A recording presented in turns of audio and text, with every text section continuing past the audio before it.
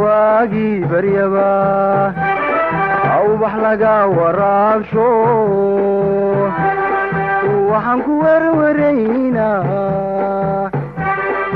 ودنكينا وحبرتا وحنبارو. الرحمن الرحيم. السلام عليكم ورحمة الله وبركاته. daawadayaasha qiimaha leh waa casharkeena shanaad ee barashada aaladda scientific calculator. casharkeena shanaad maanta waxaan ku qaadan doonaa haddii Allah awood la ogolaado quadratic equation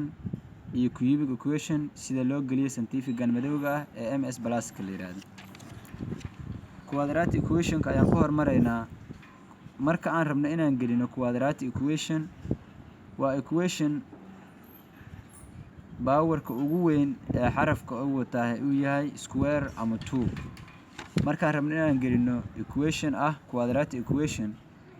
waxaan taabanaynaa moodkay ilaa ay nooga soo baxdo equation ayaan sii taabanaynaa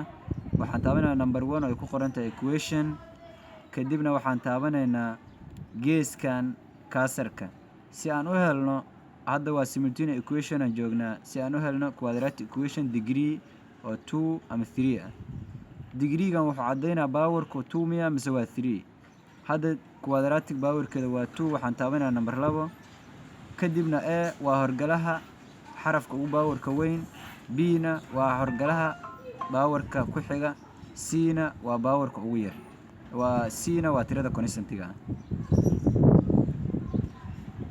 okay waxaan gelinaynaa horgalaha tirada ugu powerka weyn waana 1 ayaan taabanayna kadibna equal b waa tira equation-ka xarafka ku xiga power ahaan powerka square-ka ah oo powerkiisu uu yahay 1 waxaan taabanaynaa horgalaheeda waa 1 minus 1 and tirada constant-ga ana waa minus 6 okay equation-ka solution-kiisa x1 waa 3 x2 na waa -2 sidaas ayayna jawaabtu noogu soo baxday okay intaas waxa ku eg quadratic equation-ka markaan rabno inaan gelino cubic equation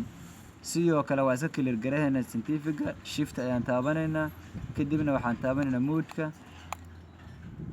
aan ku celino waxaan taabanaynaa shift kadibna waxaan taabanaynaa moodka kadibna waxaan taabanaynaa 3 kadibna waxaan taabanaynaa equal okay markuu noo clear gareysmay waxaan taabanaynaa si aan u helno cubic equation moodkay ayaan taabanaynaa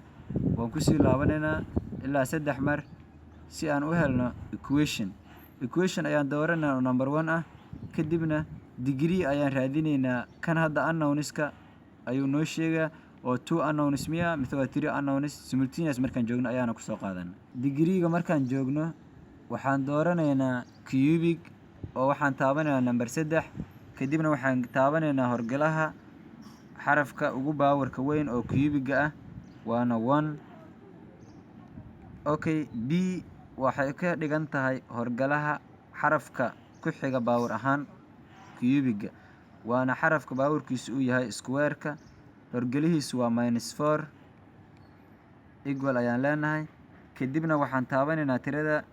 ku xigta oo xarafka x-ta powerkeedu uu yahay 1